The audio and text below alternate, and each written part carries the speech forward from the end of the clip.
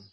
Hey, this is Howie Schwartz, the Sierra Mountain Guides and Sage to Summit, IFMGA Mountain Guide.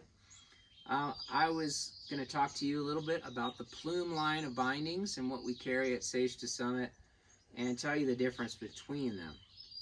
So let's start with the heaviest binding.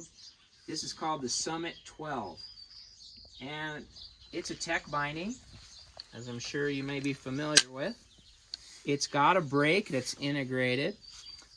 Next year's actually is going to have this model without a brake. So for those of you who don't want the brake, you can get this binding without. It's a beefy binding. It's their strongest binding. It's their most fully featured binding. It's got a riser plate in the front.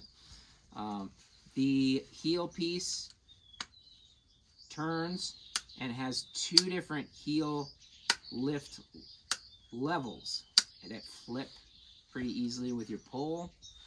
And this is basically your beefiest, most full feature binding. I use a binding like this at the ski resort, and it's with the brake. It's a pretty nice way to go. Just a really good overall binding for anything.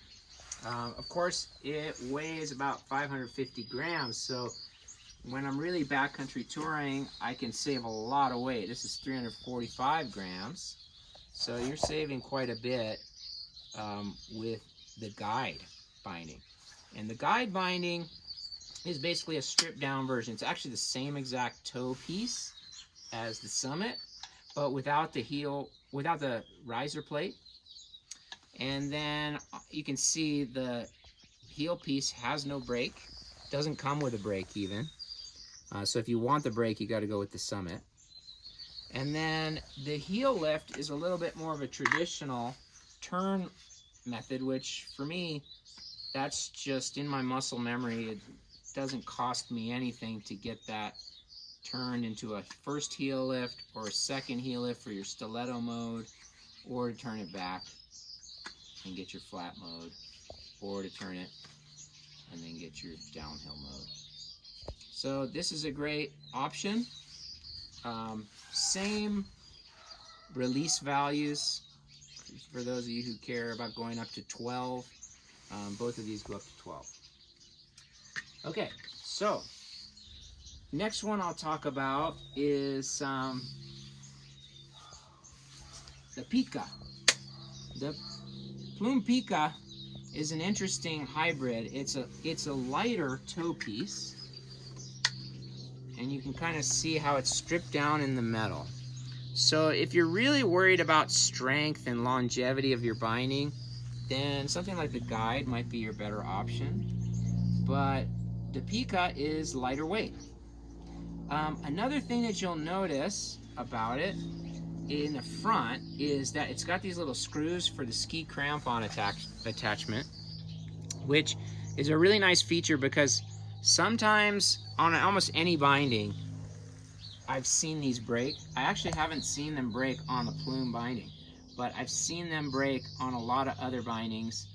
And it's just the fact that you can replace it is a good call. On the Guide, for this year, you can't replace it, but on next year's, they're gonna upgrade it with a replaceable ski crampon attachment. But I've seen the other kinds bend and break all the time, so I want that to be stronger. And I'll tell you about the ski crampons in just a minute, because I think that's one of the best features going on for ski mountaineering. But this particular binding would be a good ski mountaineering binding. It has a couple different features. One is it's got a removable brake. So this is with the brake removed, but with an easy lock button, you can remove this plate and actually slot in a brake. So you can either go with or without a brake quite easily. Almost any other binding with a removable brake is going to require a screwdriver and a little more of a hassle, but this one makes it pretty easy. And then the other thing about this to just keep in mind is that with this binding, it's got one flipping heel lifter, but it doesn't have the second stiletto mode. So for those of you who don't like for me, I don't use that highest heel lifter all that often, but sometimes it is nice to have. It saves you weight not to have it. So this is a lighter stripped down heel piece than what you see on the guide. You can see it's actually missing a bit of metal. All these bindings are made out of incredibly cool laser machined aircraft aluminum, so it's super strong and really well designed, really clean. So for my lightest setup, I like the Plum Oazo, and again, removable ski crampon attachment, lightweight front piece, actually same front piece as the Pika, but different colors. And then the heel piece is way more stripped down. And this is actually a really cool evolution of a race style binding. There's a couple of these in other brands made like it, but I think this is one of the cleanest, best ones on the market right now. It's got a U-shaped upward release mechanism that's fixed. So you can replace these different U's for different levels of fixed release. But the lateral release actually is still adjustable. So that controls the tension on the lateral release. And then you can have a fully flat mode. Not all race bindings do that, but this does.